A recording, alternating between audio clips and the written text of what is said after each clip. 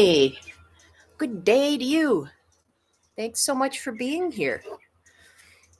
Wonderful to have you. I'm Atmadarshan or Laura, and we are on day 317, 317 of this year-long sadhana, looking at equanimity as described in the great spiritual text, the Bhagavad Gita.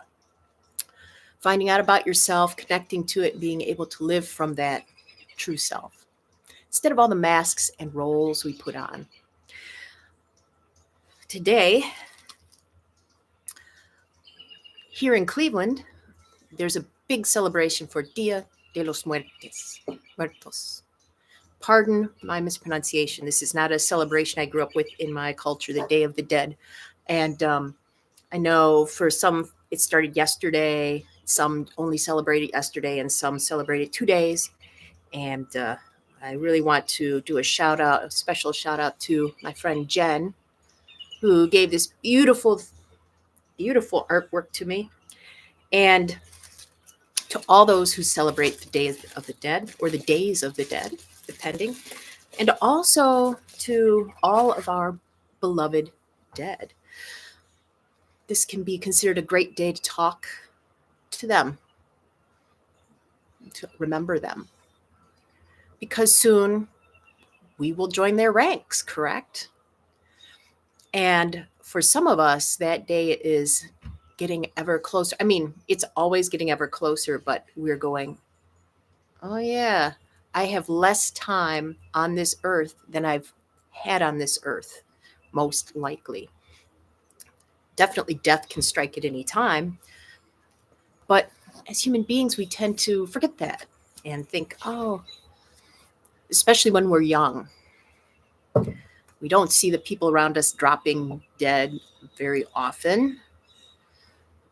It's in this country, it's usually gunshots and accidents, and everybody thinks that can never happen to me or to my kid. But as we get older, we realize that can happen to me, to anybody I love, anytime. And our perceptions of death as we get older often change. I remember when I was younger, it's interesting because death was less real, but in some ways more scary.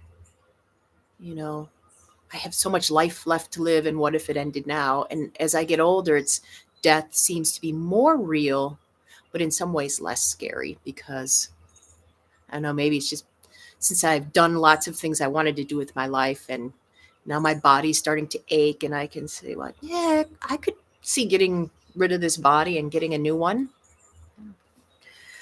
But we're mentioning this because today in the Bhagavad Gita, we're coming to the end of chapter 13, and we're going to move on to the beginning of chapter 14. And a lot of the endings of the chapters in the Bhagavad Gita have to do with death. And then in the next chapter, a whole new topic is born. And actually, we just did something about this idea of beginnings and endings about a month ago. Video 283, and the link is below. But our idea of beginnings and endings, do they shift as we get closer to one or the other? So, for example, when I first started this, and maybe when you first started joining me, I don't know, there was like enthusiasm and, yeah, of course I can do this. And a little bit of, oh, it's a long time. You know, I hope everything works out. And now as I'm getting closer to the end, the beginning, I'm considering more like, what was I thinking? I've kind of lost touch with that enthusiasm.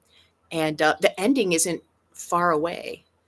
The ending is in sight. When I started this, I'm like, oh, yeah, the ending is theoretical. Like for most of us with many things, the end of the job is theoretical. The end of the relationship is theoretical. The end of life is theoretical. The end of summer is theoretical. The end of the world is theoretical. The end of the days resting in my hammock are theoretical. But now that they're becoming very real, like the end of this program is becoming real, there's a different energy. So we talked about considering how you are at the beginning, middle, and end of something just a month ago. And can you still be your true self? But now I encourage you to think of that, but also do you feel different when you're closer to one end of the spectrum or the other? Like when you start at the beginning. When I start projects at the beginning, I'm one of those people like, this is a project. I love it. I'm going to do it. And then reality sets in the middle. And then by the end, I'm like, this is never going to get done, generally speaking. And I can't wait for this to be over so I can just stop. My views of beginnings and endings really shift depending on time. And one of the things the Gita says to us continuously is we are at our heart timeless beings. So why should that bother us? Why? Why do we let things bother us is basically the whole point of the Bhagavad Gita. Oh, we will be talking more specifically about chapter 14 tomorrow, but we are on the cusp of it. Shall we practice? Maybe if you've been doing the practice too, how did you feel about the balance pose we do at the beginning versus now? Have you seen any changes? I've had some people tell me it's improved, and so they have a different relationship to the pose now. You can check that out for yourself. Oh, long trip.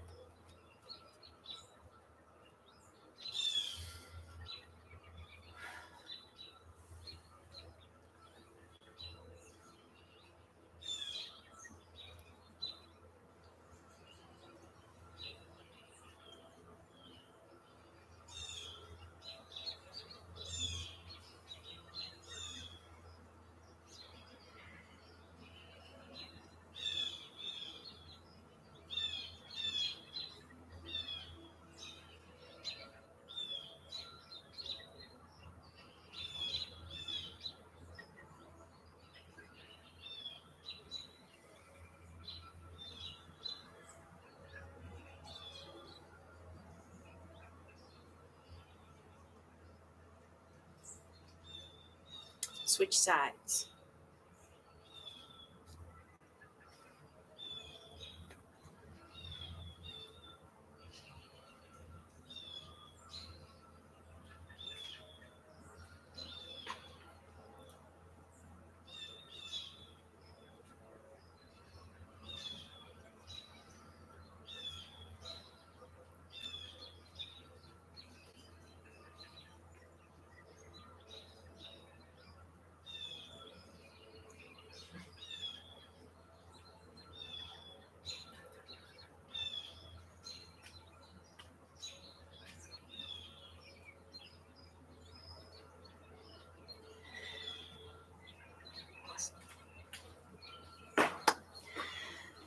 Whew. Okay. Now, time for our contemplation. I think this is a fun way to look at our relationship to beginning and endings as time change. Like, how do you feel at the start of the 5 minutes? And then by the end, are you going, oh my gosh, or whoa, the time flew? Or, how does your perception even of this practice change? And you can consider that maybe in the rest of your life too. How do you change your relationship to beginnings and endings, depending on where you perceive you are in any process? 5. Uh,